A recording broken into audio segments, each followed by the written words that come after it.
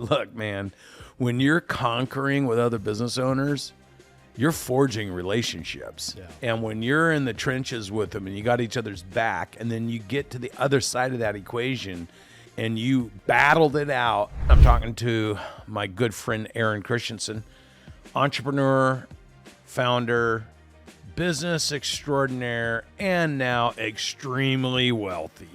Aaron, how you doing, buddy? I'm doing great, Brandon. How are you doing? Good, man. We started working together 3.5 years ago. Yeah.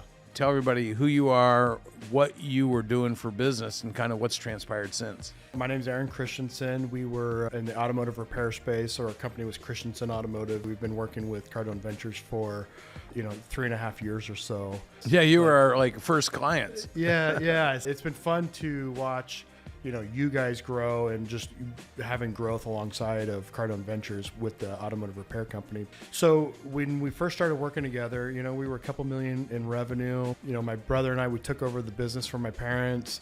Yeah, typical legacy type business. My mindset was, man, I could do this bigger, better, faster, stronger, but I just had no context to it. Like I didn't know how to do it. When we first got involved it was at a boot camp.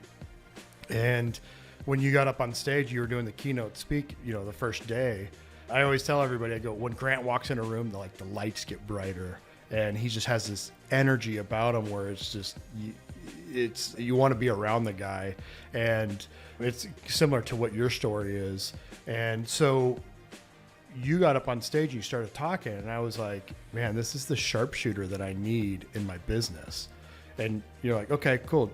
2 clicks this way, 1 click that way. And then we started dialing in the business, and our growth was just rapid after that. And so what ended up happening was massive success with the 4 locations that we were in, and it grew our revenue like double. And so what after that was, COVID hit, all that stuff. We went through, you talked about the emergency business response, did that. We're on weekly meetings together. Where we were at with everything. So they were growing and scaling and pushing the business and trying to get it organized, and then COVID hit. Yeah. And you guys had already been working with us long enough that we had the basic stuff being deployed into the business, but we were also engineering your overall growth strategy, which takes us 7 months to do it. And you guys had already started that process. So we were already doing the curation. We were already going and scoping how your finances are being done, how your operating protocols are in place, how your marketing strategies are executing on, how your compensation programs and your people alignment programs are. So we were already doing all that. And then COVID hits, and it's like, oh no, what's going to happen here?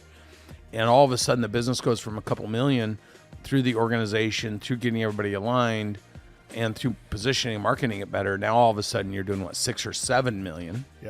Yeah, that first year when we started working with you guys, I think it was like 7.1 or 7.4 or something like that. And very profitable. Yeah. And so you had built your cash reserves. I think this is the anatomy of a business, right? Like you guys went from a couple $1 million business struggling to all of a sudden a $7 million business with 9 months of cash reserves sitting in your bank account. So you had a healthy balance sheet. Mm-hmm.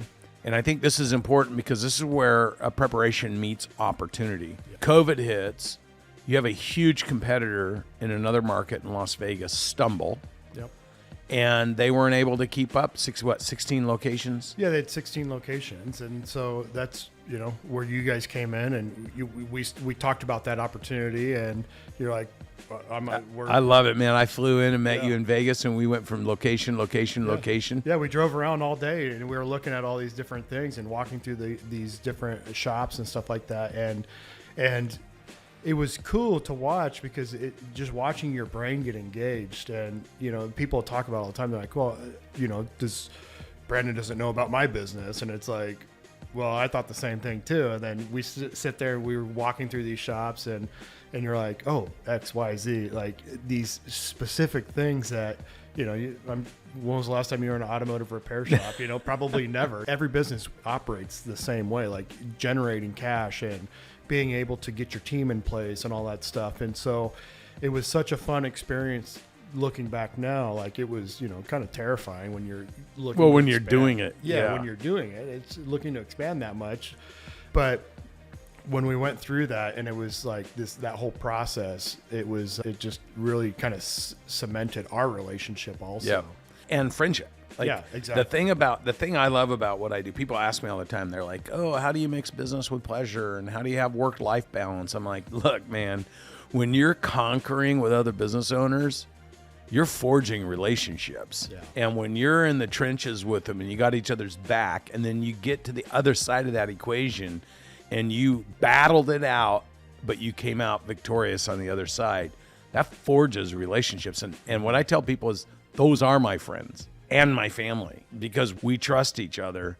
And even in your case, you had somebody that you were extremely close to, that you were dependent on, who bailed in the middle of this whole process of us doing this. They were overwhelmed. They didn't believe what we were doing. They didn't like the direction we were going.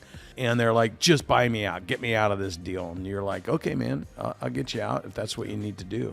And I understand that, because what the listeners don't recognize is that when you bought those, they had 50 employees. Yeah. And you rotated 3x number of those employees over a 15-month cycle to find the right 50 employees.